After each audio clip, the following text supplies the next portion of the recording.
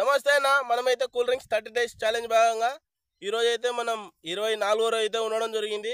So 24వ రోజు అయితే నేనైతే ఈ కూల్ డ్రింక్ అయితే తెచ్చుకోవడం జరిగింది 30 డేస్ ఛాలెంజ్ భాగంగా. సో దీని పేరు వచ్చేసి కలర్స్ అంట, కంటైన్స్ రియల్ గ్రేప్ జ్యూస్ అంట, మింట్ మేడ్ అంటన్న ఇది. సో మనమైతే దీన్ని ఇప్పుడైతే టేస్ట్ చేయబోతున్నాము.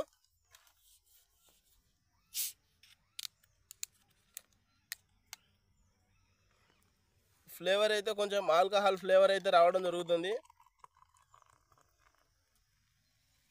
సో మనమైతే దీన్ని పెడితే టేస్ట్ చేద్దాం.